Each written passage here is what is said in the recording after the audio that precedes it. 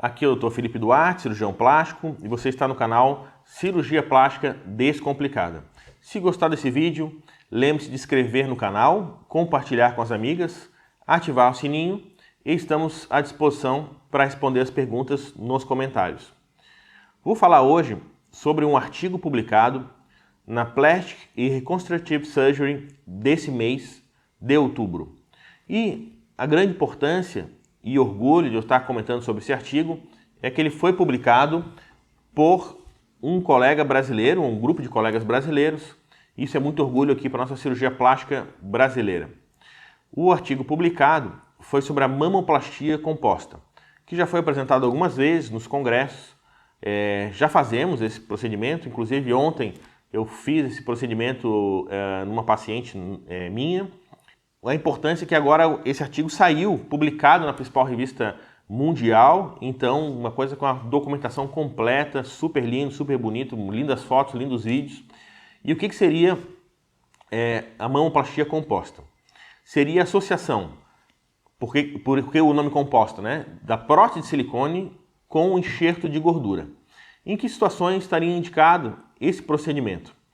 Esse procedimento está indicado principalmente em pacientes que têm pouco tecido mamário, em que a colocação da prótese poderia ficar um pouco marcada ou evidente, e a gordura ela vai mascarar aquela região em que a prótese fica mais aparente, ou em pacientes que querem as mamas mais juntinhas, né? Então, às vezes, a gente coloca a prótese de silicone, que fica aqui, e ela gostaria que ficasse um pouquinho mais junta, aqui no meio. Então, a gente complementa com a colocação da gordura nessa região.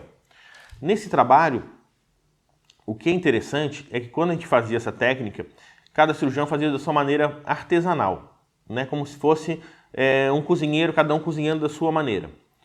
Então, como é que era feito? Na hora de enxertar a gordura, cada um colocava uma quantidade X da cabeça de cada um e em diferentes locais, cada cirurgião colocando em locais diferentes.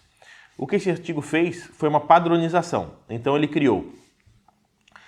Foi junto com um cirurgião plástico, com um engenheiro, então é uma coisa bastante matemática esse trabalho.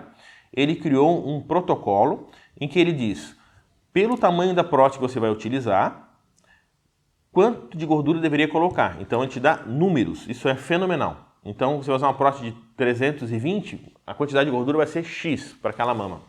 Número 2, o que ele dá também? Onde colocar essa gordura? Então, ele criou a zona 1, que é essa zona logo acima do colo da prótese, onde dá o final do colo da prótese, que é a zona 1. A zona 2, que é essa transição entre a prótese e a clavícula, que essa aqui é a zona 2. Essa zona 1 e zona 2 tem o objetivo de criar uma transição natural da prótese com o tórax, não ficar aquela coisa marcada, artificial. E a zona 3, que é essa zona do centro da região torácica, essa região aqui do decote, do juntinho, que é a zona 3 da colocação da gordura. Então, eu falei de duas coisas, e agora a terceira coisa que ela dá também é a quantidade de gordura para colocar na zona 1, na zona 2 e na zona 3. Então, te dá a quantidade total de gordura, quanto coloca na zona 1, quanto coloca na zona 2 e quanto coloca na zona 3. E o plus ainda é que na zona 3, baseado na distância dessa mama, lateralmente, quanto que ela está longe aqui, quanto o paciente quer colocar juntinho, baseado nessa distância em números, essa zona 3 ela vai ter um aumento, então ainda tem uma modificação da quantidade da zona 3 baseado nessa distância anatômica da paciente. Então, ele deu matematicamente tudo, então é pegar, seguir a receita e ter sucesso.